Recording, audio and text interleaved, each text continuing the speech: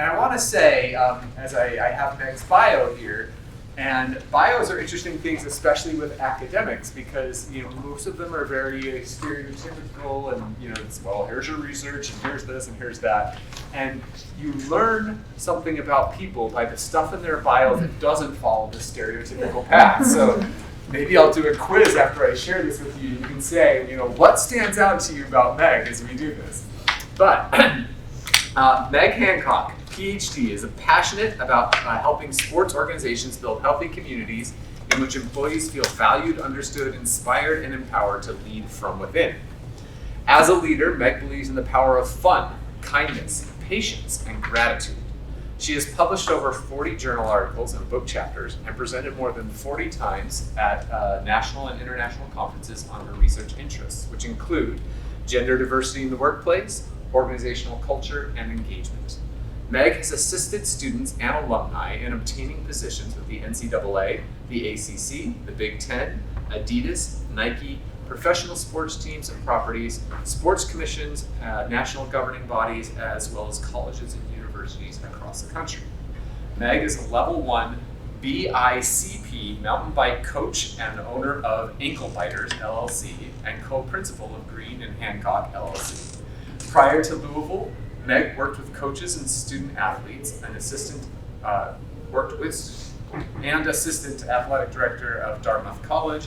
She later served the college as the assistant dean. Meg earned her Ph.D. from the University of Louisville in 2012. She has a master's degree in college student personnel higher education in Miami University 2005, and a bachelor's in sociology and anthropology at Randolph College in 2003. Aside from being a professional nerd, Meg enjoys drinking coffee, playing in the dirt, such as camping, mountain biking, and yard work, and traveling with her spouse. So, quiz. What's unusual about that academic profile? Ankle biters. Ankle biters. Playing in the dirt. So clearly you get the impression that Meg is a fun person. In addition to that, one of the things, all those fun things that are add-ons are clearly something that tells you something about Meg, and in my experiences, they're all true. Like, you'll feel that when you're with Meg. But one other thing I wanted to point out is she proudly announced all the ways and places that she placed her students. And that says something about her love for and attention to students as an educator. And I appreciate that very much. But most of all, I appreciate Meg herself, who I've known for a number of years now here at the University of Louisville, is a great person and a great friend, and I'm sure you'll enjoy her today. So, awesome. Thank you, Ryan. I feel like I have to run up here today. We got to get to the starting line. Got to get to the starting line. So Ryan and Rami, first and foremost, because gratitude and thanks is very important to me. Thank you for having me today. It's an honor to be here, and it's an honor to be an affiliated faculty with the Center for Positive Leadership. And thank you all for being here as well. We're going to get to a question in a few minutes. And as Rami said, you said there were like 38 people who were originally signed up? 35, something like that? Okay, we're going to get to a question about that in just a little bit. But I am Meg Hancock. I am a certified mountain bike coach when I'm not running. And I have to say, I am super pumped to be here today, not just to speak with you, but my spouse competed in the half Ironman this weekend, which is freaking awesome, right? And so how many people saw that around town? Anybody compete in it? Okay. Anybody get frustrated with the traffic? Oh, yeah. Okay, Rami. So I had one of my colleagues said, I was trying to get around town and I got stopped twice by the traffic, but then I just sat there and thought, Meg's spouse is participating in this. Maybe Meg's spouse is running in front of me, so I just need to calm down. And I was like, thank you for that. Thank you for being patient on the course, because it really was a feat to see. And so I highly encourage you. We've got a contract for 2 more years. It will be the same weekend in August for the next 2 years, so make sure if you want to get out and see some really cool things, check out that half Ironman that runs through Oldham County and through downtown Louisville. So I am, as I mentioned, excited to be here today. We're going to talk about leadership as a marathon. So I want to tell you a little bit about how I came to this topic. And it was actually when I was training for a marathon. So in 2020, I decided I would run the KDF marathon. For those of you who aren't sure what that means, Kentucky Derby Marathon, it was going to be my first. I wanted to do it before I turned 40. That was my goal. So 2020, what happened? Right? COVID. Everything shut down. We couldn't even run in races. So I was bummed, and literally the second I found out that the marathon was canceled, I stopped my training. I'd gotten up to about 17 miles, and if you know on the weekends, and if you know anything about marathon training, you are deep into the training at that point, and then I just stopped. So confluence of events happened, and I had the opportunity to run in the 2021 New York Marathon. It was the first marathon that opened back up. It was the first time New York Marathon opened back up, and so it had about half the participants. But I had the opportunity to train, and I trained a lot by myself. I'm not a social runner when it comes down to it. It's my time, it's my space, but because of that, it offers a great opportunity to think, and think a lot. And I was in a very tough leadership position at the time as well, and so I'm thinking, what am I learning? What am I learning about myself? What am I learning about this process? And so this is really where I began to develop the concept for this presentation about leadership as a marathon. Because as many folks would like to say, sure, I can go out and run a marathon. And let me tell you, you absolutely can. Everyone is capable of competing or participating in a marathon. Everyone is capable of training for a marathon. And that being said, everyone is capable, I believe, of being a leader as well. We're leaders in our families, we're leaders in our churches, we're leaders in our communities and in our the organizations in which we work. So that's what I want to focus on today. One thing that I started out with, I've been a department chair, I've been an associate dean, and I started to think about the parallels between the marathon and those leadership opportunities. And so when I told people I was going to run a marathon, they would say, why would you want to do that? You know? And the same thing, I'm going to be a department chair. Why would you want to do that? Okay? Oh, I'm going to be an associate dean. You know, I could never do that. I'm going to run a marathon. Yeah, that's not for me. Better you than me. And so I started to think about, I was getting the same reactions from people when it came to being a leader as to running a marathon, right? Thinking about the physical strain, the mental strain, the emotional strain that I was about to go through either as a leader or as a marathoner. And I started to think about, like, how am I going to respond to folks in this way? And so when somebody said, why would you want to do that? My answer was, because I can. Because I can. I don't know what it's going to be like, but I know that I can. I could never do that. Yes, you could. Yes, you could. And you can. Whether it's a marathon, whether it's leadership. I'm amazed and inspired by people who do it. And I really think about this because it is a cool thing to finish any race. I don't care what length it is, right? 1 mile, 5K, 10K, half marathon, half Ironman, full Ironman. It doesn't matter. But what I always find interesting in that is I'm amazed and inspired by people who do it. The point of leadership also is to amaze and inspire yourself, what you can do, what you can bring to the table. And so I want to make it very clear, today is all about you. You might be thinking about how you're going to take what you learn to your organizations, to the different communities in which you live, but you have carved out this time and space for you. And that is how we're going to focus on today. And then finally, I want to bring to this last quote. When somebody says, oh, better you than me, okay? I always like to ask, why is that? Because we all have the capabilities to be physically active and to move. We all have the capabilities to lead. But when I really think about this, this indicates someone's priority, okay? This indicates how someone wants to spend their time. And as we move through this presentation, I really want to challenge you to think about, how do I want to spend my time? Leadership, when you get into it, it's like, oh, great, yeah, this is going to be awesome. And then sometimes you might have a shift. It's like, I don't really know if this is how I want to spend my time. Same for training, right? I don't know if this is how I want to spend my time. So those are some things that I want you to think about. There are times when your mindset is going to shift. There are times when you might say, I'm really not sure I want to do this anymore, and that's okay. Because again, I want you to think about you are capable, but more importantly, I teach a class on sports psychology too, right? And the power of positive affirmations is real, okay? So a positive affirmation basically means it has to be present, okay, present tense, has to be personal, and it has to be positive. And it's a very short, brief sentence. So in today, for our today's positive affirmation, I'm going to give it to you. It's I am capable, okay? Positive affirmations help us center ourselves. They help create emotional space for us. They help build self-confidence. They help build self-esteem. They allow us to focus on the moment in which we are present. So, I'm going to ask you to do something for me. Do you know what it is? Say it out loud, okay? So on the count of 3, we're going to say, I am capable. 1, 2, 3.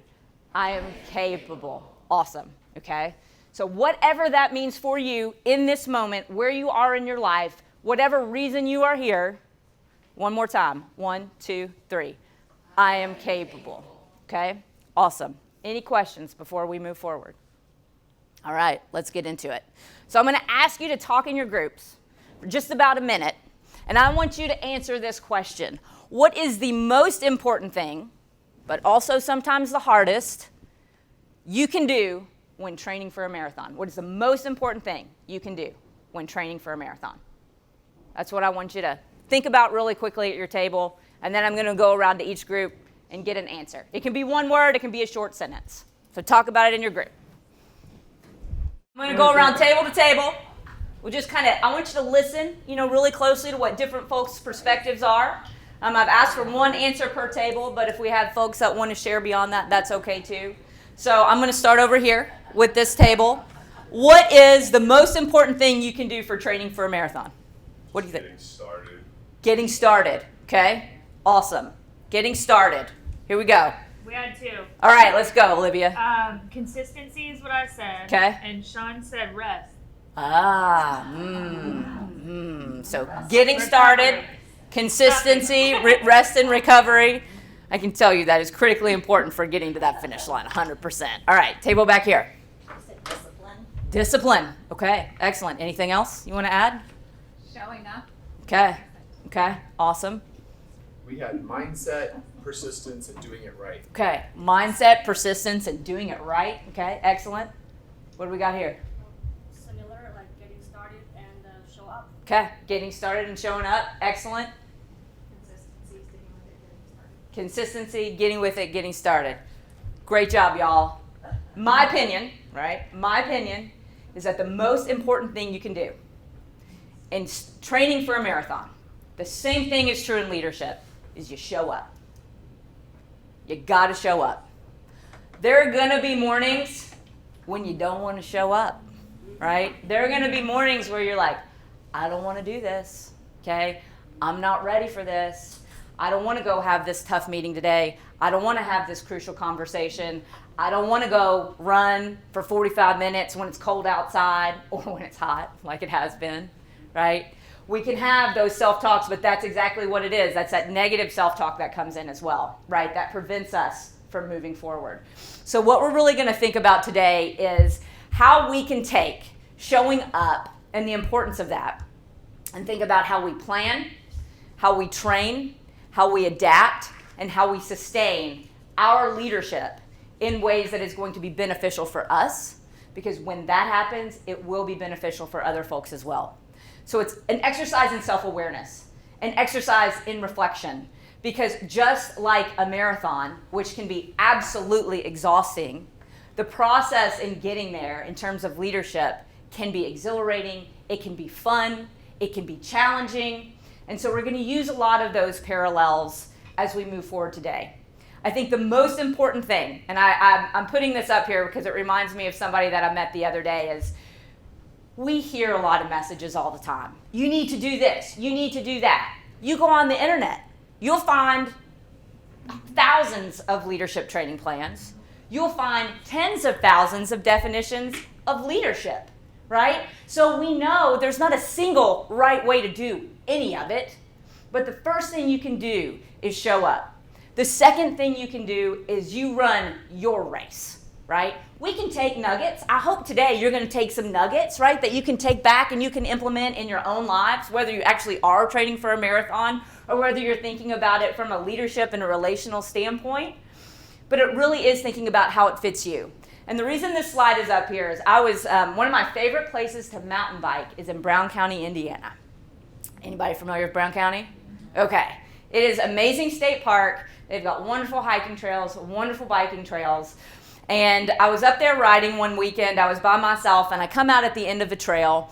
And mountain bikers are usually super friendly. Sorry if you've almost gotten run over on a trail. That's not good. We don't want that to happen. But I'm standing there, and there's this gentleman at the end of the trail, and he's just like, "Hey, what's your name?" Okay, well, my name's Meg. He's like, "Are you from here?" I said, "No." I told him I was from Louisville, and he was from Wisconsin. He had come down to ride. Had just gotten out of a relationship. I learned quite a lot about him. He told me a lot in a very short period of time.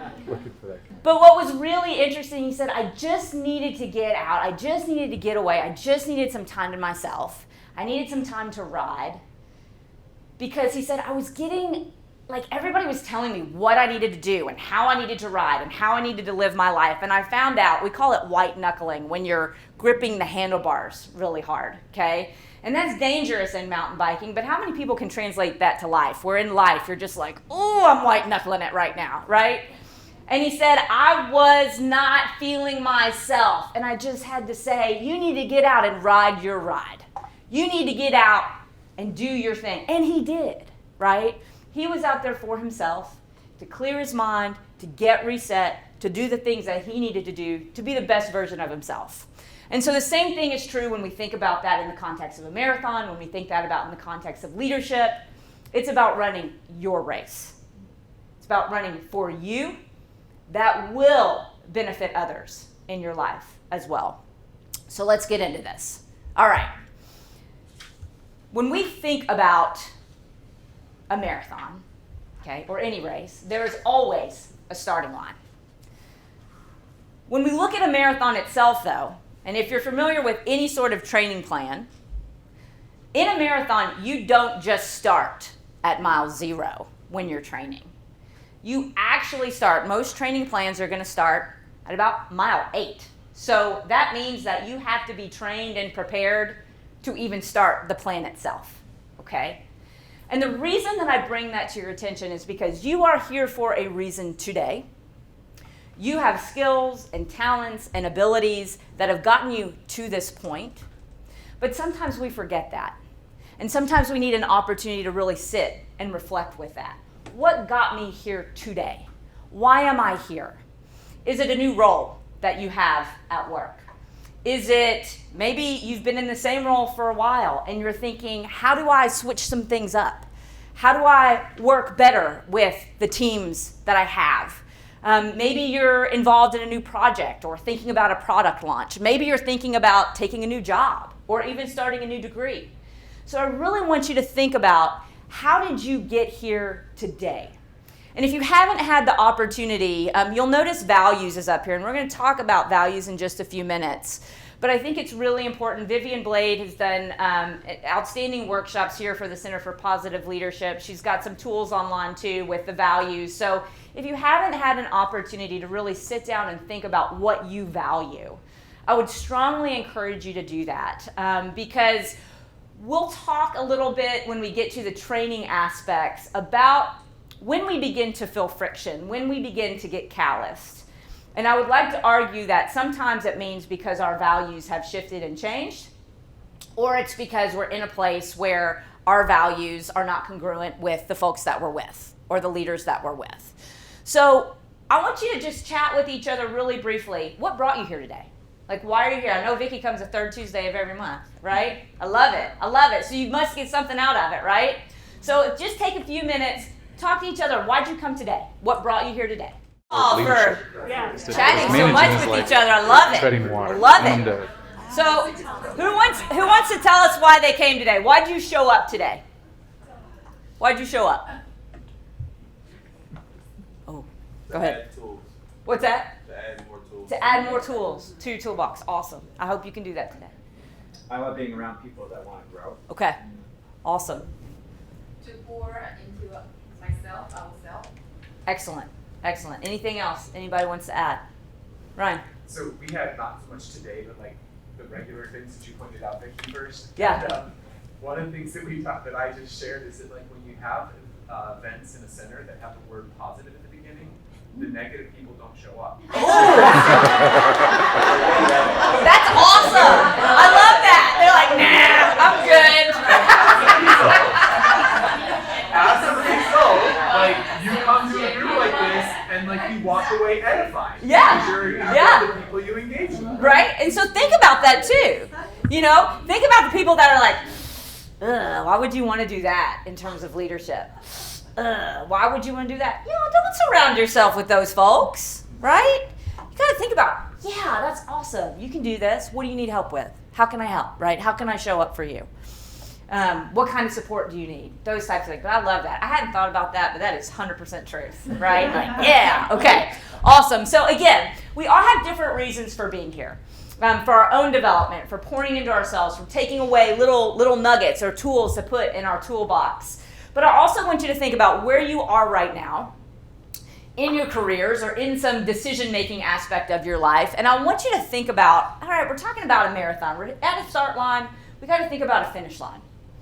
So in a typical marathon training plan, it's 4 to 6 months. Okay, really. We add the 6 months, the additional 2 months because you got to get to that base, right? You got to get to that 8 miles when we're looking at a plan.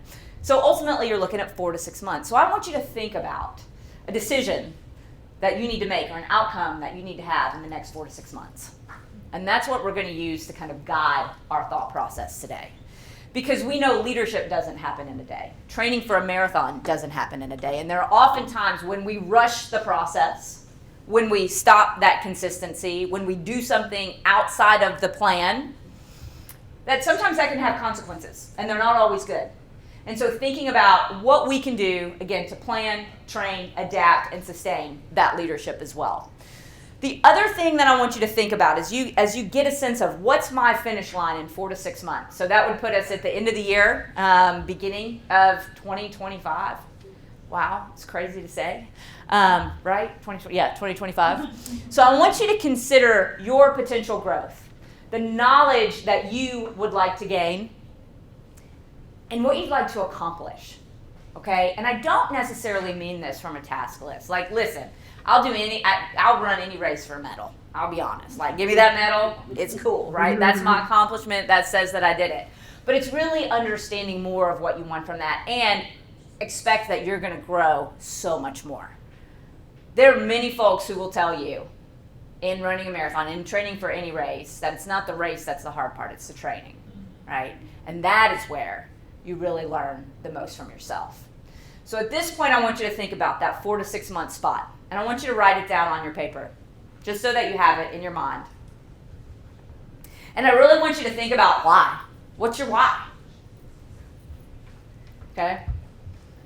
What's your why for wanting to hit that finish line, accomplish that goal? And there is no judgment in that. If you want to run a marathon for a medal, you do it. Okay? Right? If you want to do something for that bonus at work, you do it. It's your reason. It's your reason. It's nobody else's. But I want to bring attention to that because sometimes you might say, I want to prove to other people that. I want to do this so that my boss sees that. Okay? Those are all good and fair reasons, but those are for other people. Those are for other people. So make no mistake, and I think this is a really important point. No one makes you run a marathon. No one makes you be a leader, right? I've heard so many people say, well, I kind of like fell into this position. Not really sure how I got here, but like I fell into this role. No, you didn't. No, you didn't, okay? You got there for a reason, all right? And so I want you to take that energy and power that you have, because when you say I fell into it, you're giving that power to somebody else, and own the fact that you made a decision to be where you are, okay? And you get to make the decision as to where you go next. You get to make the decision as to the next 4 to 6 months, and you get to set that plan in place.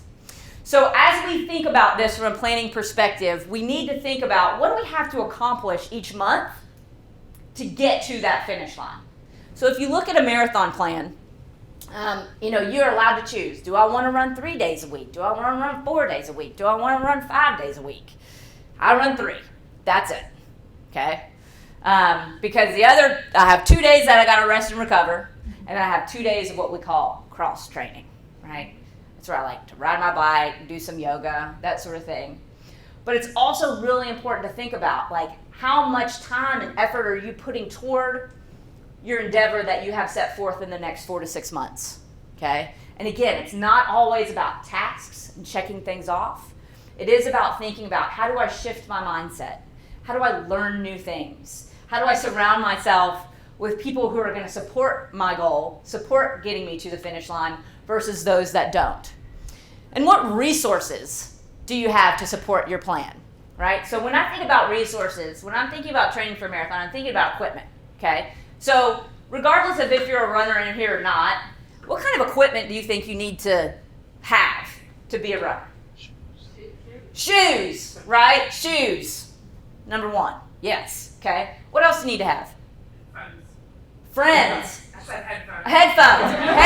Headphones, yes. Friends too. Headphones, absolutely. Right? You gotta have your playlist, maybe you have your podcast, whatever it is. Sometimes people just put them in so it's like, don't talk to me. They don't even have anything on, right? But they got their headphones, okay? So we got shoes, we got headphones, what else? Something to carry your phone in. Something to carry your phone. We got a belt, we got an arm thing. There's a new thing where you can like put it in your back. Pretty cool, right? Something to carry that phone in so you can listen to your tunes. What'd you say? Tylenol. Absolutely. Calm down that inflammation. What else? We all just running out there naked? Cute clothes. Cute clothes, yes, cute clothes, right? And those clothes have to be right for the environment, right? So we think about the fact that it's 85, it's 70% humidity, and the dew point is 72. Let me tell you, you've got on like just a little top and little shorts, whatever, because it is going to be a hot, humid day. Versus what if it rains, okay? What if it's cold, right? You've got to have gloves, you've got to have leggings, you have to have all these different aspects. Anybody pay attention to how fast they run or their pace or how long they're running, right? What do you use for that?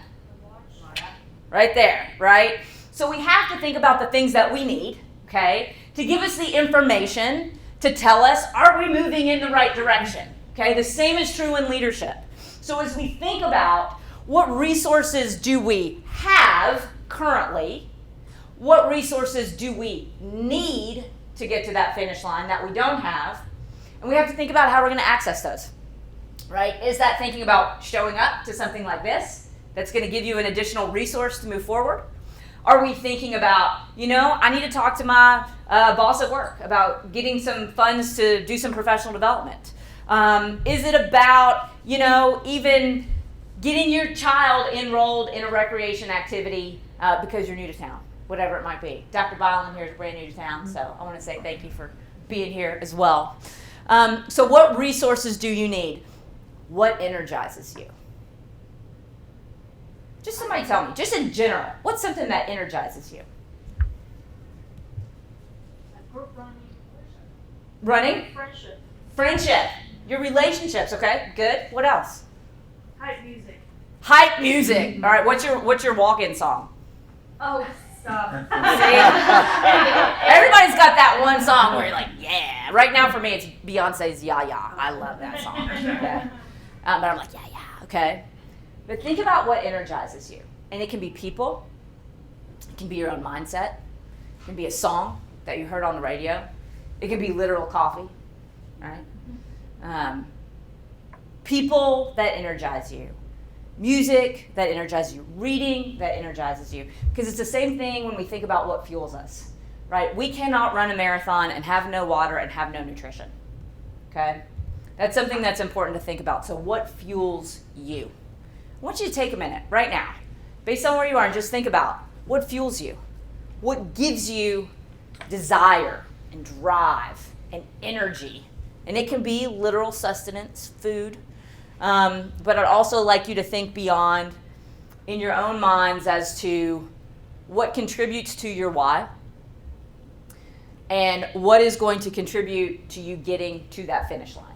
And it can be a specific person or people, specific resources that you need. But I really want you to think about what fuels you, what gets you there. I'm going to go back to something that Ryan said earlier, because I didn't know my bio was any different than anybody else's bio. I was like, ooh, I got to listen to this. But something that he said about where my students have taken jobs. That is one of, in my professional life, that is something that absolutely fuels me, right? That they have an opportunity to create a pathway that is going to allow them to be the people that they want to be. When you hear somebody say, I got a job at Adidas, I got a job at Nike, like, whoa, that's freaking awesome. To help them think and live out their dreams. And so that's something that fuels me. When I'm a mountain bike coach, nothing fuels me more than seeing somebody smile and have fun on their bike. I don't care. I mean, I want you to be safe. Let me get that clear, right? But it's not about how far you can jump. It's not about how deep you can drop. It's not about any of that. It's like, are you having fun? Are you smiling? Those are the things that drive me in that space. So somebody share with me just generally kind of what fuels you, what drives you. Olivia, I'm going to ask you to answer this because I know you got an answer. I do. My hand was creeping up. Yeah, I know. I saw. I didn't really think about this critically. I appreciate you asking the question because I didn't really think about it critically until I had some space for it. But financial freedom really, really fuels me. Absolutely. Being able to just not have to worry about the next thing, or being able to do kind of what I want, go to Target when I want to go. that sort of stuff. That really, I don't feel like I've ever been that person, but when I had some time to sit with it, that really inspires or energizes me. Awesome. I love that. I saw a lot of head nods in here too. People were like, yep, heard. I actually walked out of Target the other day spending less than $100. I felt very accomplished. That's amazing. They're having a candle sale right now. Anybody else want to share what fuels you? So we got financial freedom. What else? What else? What fuels you? Mind if I ask you, Vicki? Oh, sure. So it's my children and my grandchildren. So when my daughter recently, she won an award at work for her productivity, and someone said, "Well, why are you so productive? Why do you push so much? Why do you do this?" And her response was, "Because that's the way my mom taught me how to work." And my 13-year-old granddaughter, her goal in life is to have my job at my organization. So she's already thinking, she's in 8th grade. So she's like, how long do I have to go to school? And what do I need to do? And so that's my drive. I love that. Yeah, that fuels me. Yeah. Thank you for sharing that. That's fantastic. Yeah, you can give a little clap. We can give a little clap to all that. Absolutely. So I think it really is important because very rarely, and Olivia, thank you for bringing this up, like we don't often create space for ourselves to really think about, like what is energizing me? What is motivating me, right? Y'all, that is so important. That is so important to sit and think about because that's also an opportunity to reevaluate your values, reevaluate kind of your relationships and an understanding of that. But I also want to bring attention to a word that Vicki said, and it was productivity. Because when we think about planning, it is about the process and it is about productivity. It's laying out the things that we need to do in order to get to that finish line. Training is about enacting that process, okay? That month that we've laid out, what do we need to accomplish? Where do we need to go? How much time a day do we need to spend on things, right? Sometimes it's a small thing. Sometimes it's a big thing. Sometimes it's one of those moments where you're like, oh my gosh, I hadn't had a chance to think about this, and now it's totally shifting my perspective. So again, just some reflective questions. And as you think about where you want to be 4 to 6 months from now, you'll notice on your sheet and on this question is for section, these questions in this section should be addressed each week. Each week. This is carving out your own time to think about what you've done in that particular week, what your training has looked like, okay? And most importantly, if it's working, okay? But let's go through a couple of these. You know, some of it's intention setting. What kind of week do I want it to be? It's Tuesday, so we've got a lot left in the week, and it's an opportunity for us to really think about, what do I want this week to be for me, and how I get to that finish line in 4 to 6 months, okay? One thing that I love to do, and again, it's another important aspect of psychology, but specifically sports psychology, is visualization and imagery, right? So when I started training for the New York Marathon, I didn't know what it would be like to cross the finish line there, but I imagined it. And I can't even tell you how many times on those runs I would put myself there. This is what it's going to be like to cross the finish line. This is what it's going to feel like. This is what my mindset is going to be. All right? And I am a person who is very expressive emotionally, and so I would be on my runs like this. Because I was so moved by, like, I'm doing this. And there are people who are supporting me in doing this. And I hope that at some point you will have that opportunity to be moved by the things that you're doing as well. In your leadership, in your life, whether it's training. Like, it's incredibly moving to think about setting something forth months from now and really envisioning yourself there in that space. So I challenge you, we're not going to do it now, but I really want to challenge you to do that, to sit and think, what is it going to look like when I'm in this space? Even for Vicky's granddaughter. Like, Vicky, I bet you can see your granddaughter years from now in your role. And maybe you want something different for her too, and that's okay too, right? But you can see, like, where you want her to be and the person that you want her to be. She's going to do her own thing. She's going to take her own path. But visioning that is probably very heartwarming for you, I would say. So just some things to think about. The other question I want to bring your attention to is, what is my role? What are my responsibilities? I think this is a very important question when we think about it in the context of organizations. Role clarity is critical to positive organizational cultures. I would argue it's one of the things that actually eats away at organizational culture faster than anything else, because people are like, I don't know what he does. He works here, but I don't really know what he does, right? I don't really know what my roles and responsibilities are, okay? I asked one of our members of our athletic department about some of our successful teams, and I said, when you observe the coaches, what do you notice the most? And in particular, and I think this is fine to say this, Danny Busboom-Kelly, head women's volleyball coach, I was like, what is it at the beginning of the year? What does she do that gets everybody on the same page? And they said she literally stands everybody in a circle and says, this is your role. And every person knows the role that they have on their team, okay? They know that they might not play. They know that it might be in their best interest to just be the best scout team person in that room, to be the best cheerleader on the bench. But everyone knows their role, okay? And it's critical in this space too. If you're going, I don't really know what my role is in my organization. I don't really know what my role is in my community. What are my responsibilities? The same is true when we're thinking about training, when we're thinking about leadership. Am I doing more than what I'm supposed to be doing? Could I do more? So the reason that I ask these questions is because when we're training for an endurance event, there are times when you might need to do more.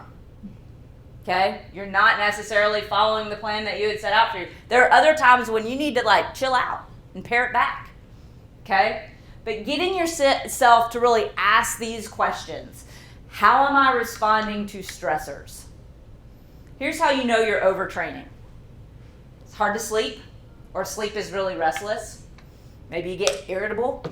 Okay? You might actually change how you eat. Sounds a lot like burnout too, when we're thinking about it in organizations, okay? People get irritable. People take that stress home, right? And so we have to think about, okay, how am I responding to stressors? Because that is also going to tell us how we need to shift, how we need to adapt what we're doing so that those stressors are less in who we are and what we're doing. I think one of the most important things about training, though, is we're taking the guesswork out. So we said, okay, our plan, we've got 4 to 6 months. Every month, we need to be accomplishing things, which means every week we need to be doing that too. That's why we ask these questions every week, okay? But when I say, how am I taking the guesswork out? It's because we have to recognize that we are not always going to be motivated, right? We're not always, we might show up. That's the first step. It's really important. But recognizing that if we wait until we're motivated, things aren't necessarily going to happen. And that might push your timeline back, okay? Motivation is about the direction and intensity of effort, okay? But when we have a plan, when we can lay it out, all we have to do is look down and say, okay, this is what I need to do today. This is what I need to do, all right? And when you kind of get into it and you're able to say, all right, I'm in this movement, I'm in this space, I've done these things, I've gotten new job descriptions that I want to look down, or I've gotten, key performance indicators that I need to have in order to make better decisions. I've got my child's schedule for school, so I know how to navigate around those things. But it's understanding how a training and a plan can really take the guesswork out of what you need to do, because we're not always going to be motivated, right? I'll do it tomorrow. I'll get to it, right? Take the guesswork out of it for yourself. Set that plan. Set that list of the things you need to do. How can you enjoy it more? How many people have fun every day? How many people have fun every day? I want to know. Do you have fun every day? People are like, ooh, I'm trying. Ooh, I don't know. Okay.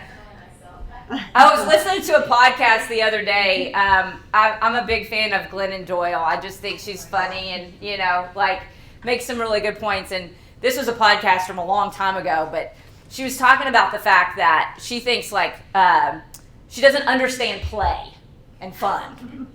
And I was like, what?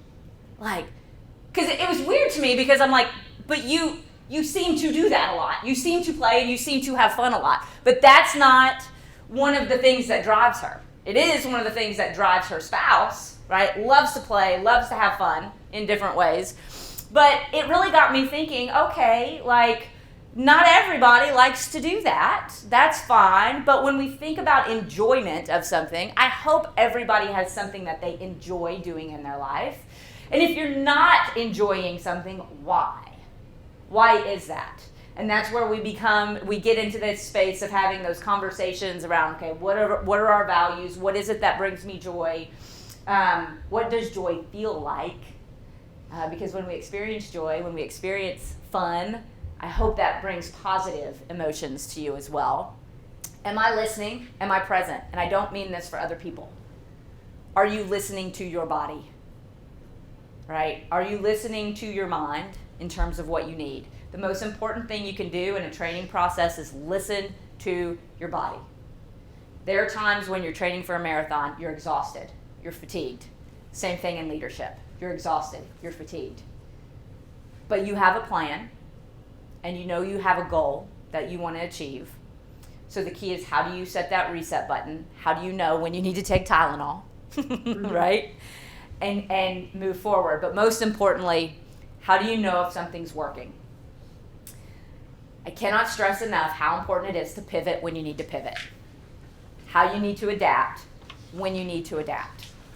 So as we think about this, one of the things that I like to ask, whether it is in training for a race or whether it is in leadership, is where are you developing calluses? Okay? So from a physical perspective, what's a callus? Hardening of the skin. Hardening of the skin. Why does it occur? What's that? Working it, right? So it means there's friction. There's repetitive friction against the surface, okay? So calluses build up to protect certain areas, right, of our bodies. but it also means there is friction. Something's not fitting well. Maybe something is wearing out, okay? We can translate that into our lives as well. When we're saying like, I'm feeling a little bit frustrated. I'm feeling a little bit, I don't even know what I'm feeling, but it's just not connecting for me. Calluses do protect, but calluses also build a hardness in us. And that hardness can affect the way that we build relationships. It can affect the way that we interact with folks. And it means that we can also be really hard on ourselves. We become hardened. We become insensitive to things. And so it's really important that we begin to understand, where is that friction happening? And take a deep dive into ourselves. Why is that friction happening? And is there a fit that is causing an issue, right? And so when we think about values, when we think about skill sets, maybe you have the right skill sets, but you're in the wrong role. Might be true for somebody on your team too. Okay, I hate it when shoe brands change the style of their shoe. Okay, so I love a particular shoe brand. I won't say what it is, so I'm not endorsing anything. But they changed their shoe. Like it went from Model 6 to Model 7, and it doesn't fit the same way. And my feet are different in it, right? But it's the same thing. It's like if I tried on Mary's shoes, if I tried on Mary's leadership style, I'm probably going to have some friction there. She might have a great style, but it doesn't fit me, right? And so we have to figure out, what do we need to do to reduce some of those calluses, to reduce some of those pain points, to really think about, how do I need to switch things up in my routine, in my route, as we like to say. Okay, you can get bored when you're running. If you're doing the same thing every day in your work, you might get bored too. How do you switch it up? Is your fuel working? Are the things that you used to get fuel from, are the things that you used to get energized from, is that still working?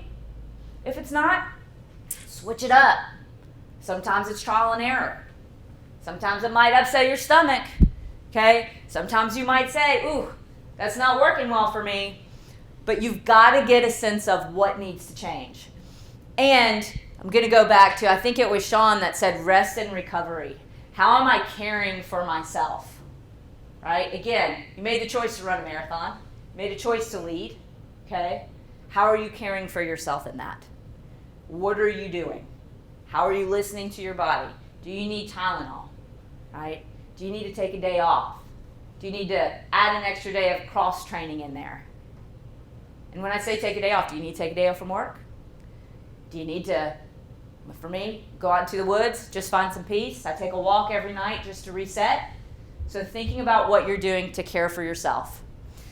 And as we get through that adaptation, because plans have got to change, all right? Plans have got to change. Your body's going to change. Your mind is going to change as you're training for a marathon. The same is true when you go through leadership. Your mind changes. Your body changes. What fuels you changes. But the key is to figure out what is working and moving us forward. How are we sustaining things? How are we keep going? So as you reflect on your weeks, every week you're asking yourself questions. Part of that really is thinking about, what is good in this? All right? And you might have that goodness for 3 or 4 weeks. And then all of a sudden, week 5, things aren't working the same anymore. And you've got to switch it up. What did you accomplish after each week, after each month? Take your victory lap. Give yourself a pat on the back. Say, I'm proud. I just did a great orientation with our master students, and I said, give me one word about how you're feeling. And half of them said proud. And I hadn't heard our students say that before. And I was like, that's awesome. I'm so glad that you feel proud about whatever it was in that given day. But what a feeling to have. Pride in what you're doing. How can you slow down? Not everything has to be accomplished in a week. Not everything has to be accomplished in a month. In a new leadership role, you might say, ooh, I'm so excited, let's go, right? But you've got to figure out how to lead in what we call your easy pace. So marathoners will actually train 2 minutes slower in their training runs than they will actually run in the race. It's easier on their body, it's more sustainable, and later on it allows for what they say is a more enjoyable experience. But those are some things to think about. Lead in your easy pace. Rest and recover. Again, going back to how you're caring for yourself. How can you lean on your team? This is really important. You're out there often training by yourself, running a marathon by yourself. No one can run it for you. But make no mistake, you're not alone. You're absolutely not alone. How are you leaning on your team? How are you leaning on the people in your life, your relationships, to help you move forward in that race? And then finally, in 4 to 6 months, you might look back and say, that was a challenging experience. That was exhausting. It was exhilarating. And I've changed my why. Things are different now. I'm different now.